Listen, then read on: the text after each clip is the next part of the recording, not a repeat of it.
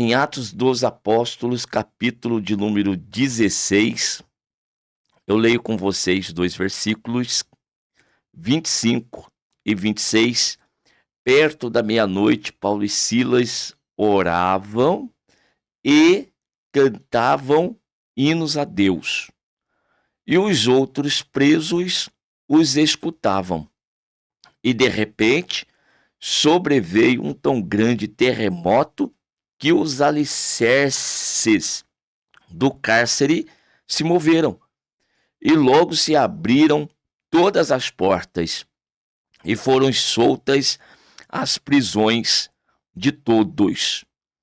Aqui está, Paulo e Silas numa prisão, e nesse lugar horrível, terrível, esses dois homens não deixaram de fazer aquilo que estavam acostumados a fazer, aquilo que tinham como hábito fazer, que era orar a Deus, buscar a presença de Deus e também cantar hinos em louvor e adoração ao Senhor nosso Deus.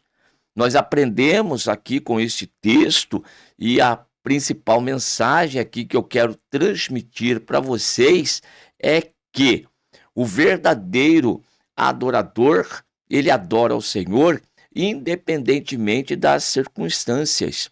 Não importa se eu estou livre ou se eu estou preso, não importa se eu estou durante o dia com oportunidade ou se eu estou à noite e ainda no momento mais escuro da noite, que é meia-noite. Olha só. E também não importa se eu estou com a saúde perfeita ou eu estou machucado, ferido, que é o caso desses homens. Agora, eles estão nessa situação por conta do quê? De algum mal que eles fizeram? Porque eles agiram de forma injusta com alguém? Porque eles deixaram de fazer a obra de Deus e por esta razão estavam nessa situação? Tudo ao contrário. Esses homens aqui, conforme nós lemos nesse capítulo 16, e principalmente a partir do verso de número 6, que diz que aquela comitiva passando pela Frígia e pela província da Galácia, eles foram impedidos pelo Espírito Santo de anunciar a palavra na Ásia. Momento em que Paulo gostaria de entrar ali naquela região, mas o Espírito Santo impediu esses homens de fazer tal coisa. Dessa forma, eles se viram então para Mísia, intentavam ir agora para Bitínia, mas o Espírito de Jesus não lhe o permitiu.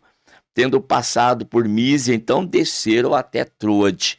Esses homens viviam na dispensação da graça, viviam na direção do Espírito Santo do Senhor, estavam indo conforme a vontade de Deus. Percebam que há um impedimento da parte de Deus de realizar a obra em um determinado lugar. Percebam também que eles estavam fazendo a obra de Deus. E para fazer a obra de Deus, ainda não era o momento oportuno da Ásia, não era o momento oportuno de chegar em Bitínia, não. Deus tinha outro propósito, Deus tinha outro lugar. E como que Deus ele vai, então, direcionando os passos desses homens, dizendo para eles, vira para a direita, vira para a esquerda? De forma alguma. Só há um impedimento da parte de Deus de entrar num lugar, entrar no outro, e conforme a direção ia sendo favorável, Paulo vai caminhando. Paulo vai entrando. Ah, Senhor, se o Senhor não quer que eu faça isso, então o que é que o Senhor quer que eu faça? Paulo, tudo que vinha à mão para fazer, ele ia fazendo. Só não fazia aquilo que Deus não permitia que fizesse. Então aqui eu já quero deixar uma lição também para nós. E qual que é? Tudo que vem à tua mão para fazer, faça. Não fique esperando as coisas se tornarem favoráveis para que você venha fazer. Tem vontade aí de fazer o evangelismo? Faça. Tem vontade de fazer uma obra para Deus? Faça. Agora, quando você se deparar com impedimento, com barreiras, e aquilo se tornou intransponível, então você entenda que isso aí é uma forma de Deus não deixar que você vá naquela direção. Deus tem outra direção para você.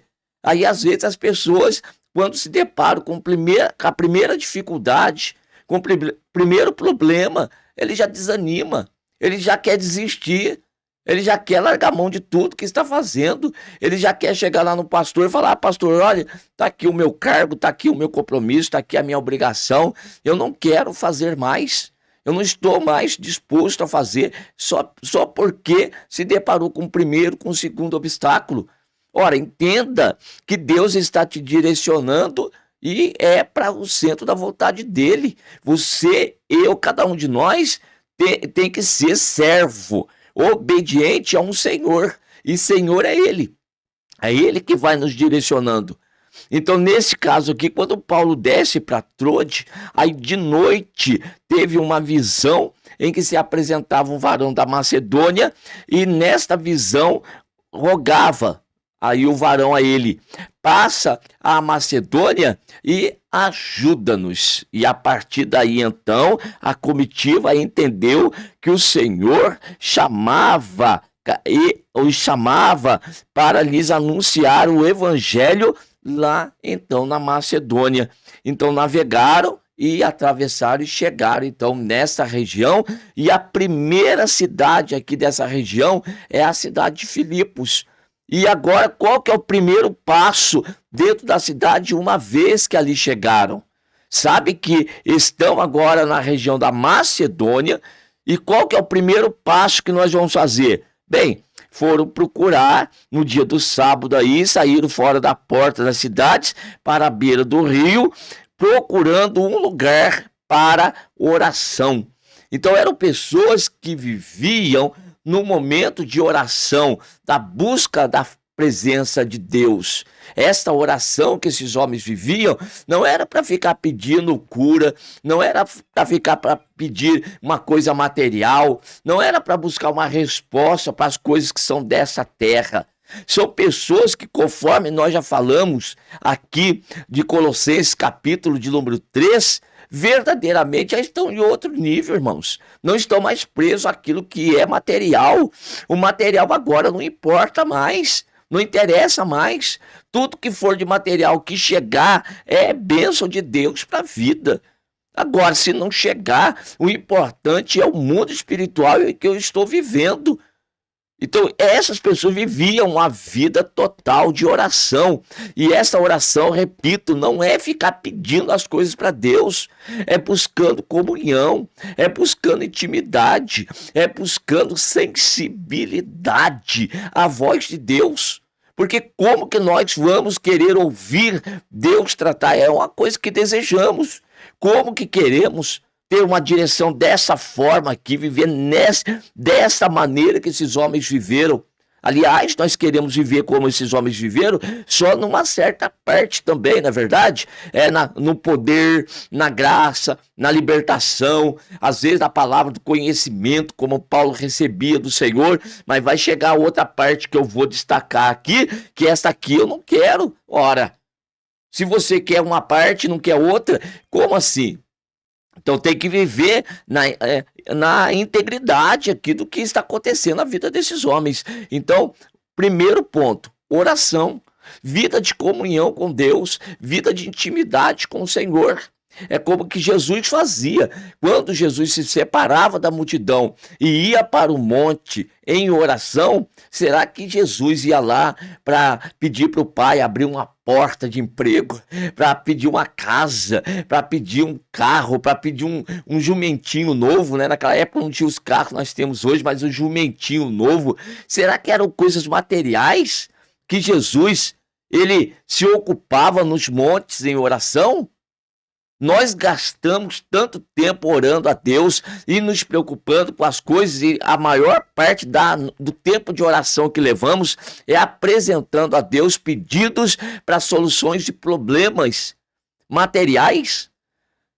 Nós estamos nos esquecendo de buscar a Deus A presença, a oração é uma forma de eu estar na presença do Pai, usufruindo da sua graça, sentindo a sua presença. Esse é o papel da oração, reconhecendo a sua grandeza, a sua majestade, reconhecendo que eu sou pequeno, eu sou frágil, sou de barro mesmo, vaso de barro, e portanto eu preciso da graça, do poder de Deus na minha vida. Esse é o papel da oração. É me manter no mundo espiritual, é me manter no propósito de pensar nas coisas que são de cima, é me manter no reino de Deus, é me manter com a visão aguçada, com a visão aberta, a sensibilidade nos ouvidos espirituais para estar pronto para que quando Deus falar, eu atender ao mandar do Senhor. Então esses homens estavam à procura de um lugar para a oração. E ali então ganharam algumas almas para Jesus, como Lídia.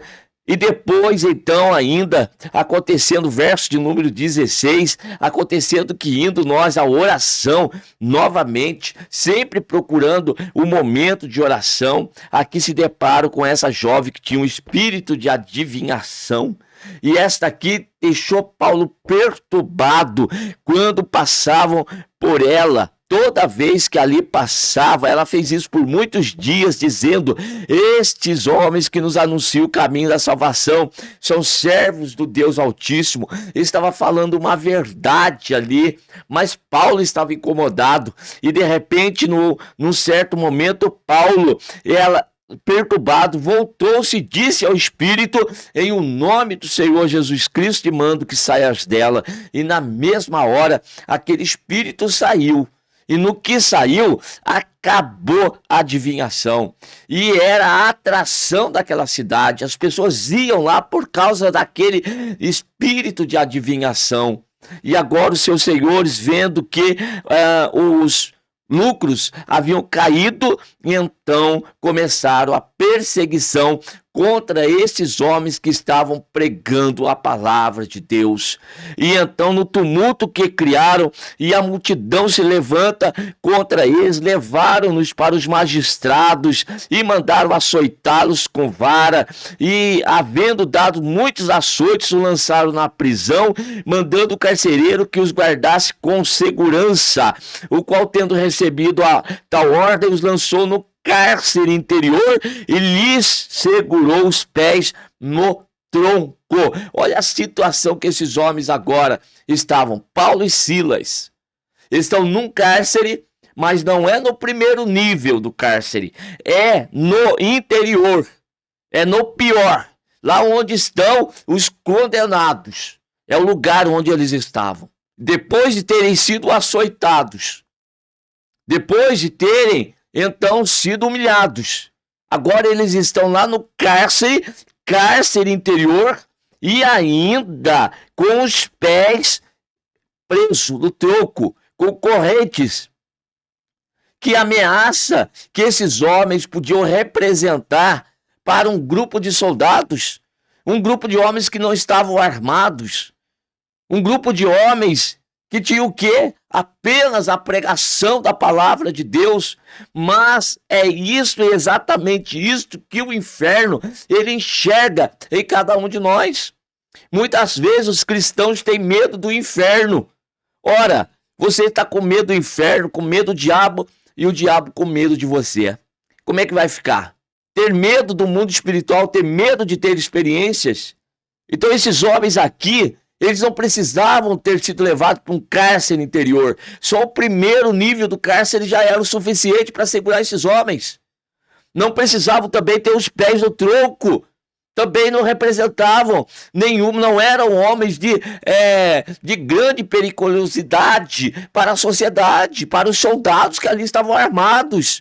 Só que para o inferno, eles representavam um grande problema. Para o inferno, eram homens que ameaçavam, como havia acontecido com a feiticeira, que foi liberta daquele espírito de adivinhação que estava escravizando. Então, aqueles que servem a Deus não devem estar preocupados, eu repito, com as coisas que são materiais, gente. A nossa guerra é no mundo espiritual. Elas se travam, e é no mundo espiritual é que eles estão preocupados com cada um de nós, com o trabalho que nós estamos realizando. Então quem ora, quem busca a face do Senhor, quem busca a presença de Deus, é uma grande ameaça para o reino das trevas. E se ele tiver a oportunidade de prender, ele vai prender, não vai ser no primeiro nível, vai ser no nível mais baixo que tiver. O que ele puder fazer para te segurar, para te aprisionar, ele vai fazer. Infelizmente, há muitos cristãos hoje que estão presos, boca calada, já não cantam mais, já não louvam mais, já não pregam mais, já não ensinam mais, já não exercem mais o ministério, porque o inferno já o encarcerou. Agora perceba a coisa, Deus permite que você seja encarcerado, Deus permite que você seja açoitado, Deus permite que você seja levado para a prisão. Agora, você permanecer nessa situação depende de você. Você está aí é porque você ainda não se despertou. Comece a dar o próximo passo, preste atenção, não fique lamentando, reclamando, murmurando e olhando para os problemas, supervalorizando as coisas que estão acontecendo. Volte-se agora comigo para, então, Colossenses 3, já ressuscitou com Cristo, então você já não vive mais para esse mundo. Você tem uma nova vida, para o mundo você está morto. Viva para Deus, agora pense nas coisas que são de cima. Não fique supervalorizando os problemas e dificuldades da terra. Você está no reino de Deus, você faz parte do projeto de Deus na tua vida. Então, preste atenção nisso. E Paulo e Silas, com os pés no tronco, quando chega perto da meia-noite, imagine o estado físico desses homens, de terem sido açoitados. E você, nem vou gastar o meu tempo aqui para explicar para você que tipo de açoite que eram esses, tá bom? Nem vou, você deve saber o tipo de açoite que era. Será que levou só uma chibatada? Não, meus irmãos, é para arrancar a pele mesmo, é para arrancar a carne do cidadão, é para deixar na carne viva, e é nessa condição, e depois de ser levado por um lugar desse, imagine o estado de uma prisão interior, um tipo de prisão desse romana, e lá embaixo, imagine um estado deplorável, os ratos, tá pensando que é camundongo? Que camundongo que tem lá embaixo, não é camundongo não, é aqueles ratinhos desse tamanho assim, ó, tá certo? Que está lambendo lá, querendo morder a feridinha do cidadão. Então a situação é caótica, é a pior possível em que eles se encontravam.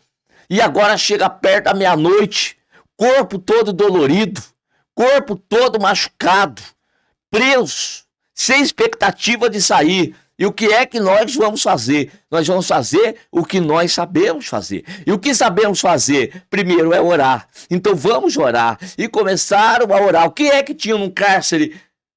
Ora, irmãos, para aqueles prisioneiros observarem dois homens que estavam numa situação pior do que a deles. E agora orando, era um espetáculo para eles. E eles estão observando. Agora a noite vai passar até mais rápida, né? Quebrou a monotonia, quebrou a normalidade da prisão, quebrou. Agora tem dois homens que oram e eles estão observando aquilo, olhando para aqueles dois homens doidos ali, aqueles dois loucos ali, daquele estado, e orando a que Deus que eles estão orando, buscando. E de repente, depois da oração, começa a adoração, começa a louvor, começa a subir a adoração até o Senhor nosso Deus. O Salmos de número 22 vai dizer que Deus, ele habita no meio dos louvores de Israel. E quando aqueles dois homens começam a cantar, perto da meia-noite, e os outros presos escutavam, observando aquele show. Para eles era um show. Nós precisamos que a noite passe rápida mesmo, e agora tem oração, agora tem louvor, agora tem culto na prisão, e nós estamos observando. Olha que maravilha. E de repente, sobreveio um tão grande terremoto que os alicerces do cárcere se moveram e logo se abriram todas as portas e foram soltas as prisões de todos. Se aqueles homens estavam assustados ali e boquiabertos com a oração, depois com o cântico, imagine agora com a presença de Deus. Que coisa extraordinária. Irmãos, é assim que Deus ele age. Deus verdadeiramente está à procura de pessoas que estejam prontos a servi-lo, independentemente de circunstâncias e de situações. É isso que Deus está procurando. E aonde Deus encontrar, a glória de Deus vai descer. A unção do Senhor vai descer. E a unção do Senhor, quando desce, a glória de Deus, quando se manifesta, não tem cadeia, não tem cárcere, não tem nada que possa resistir ao poder de Deus.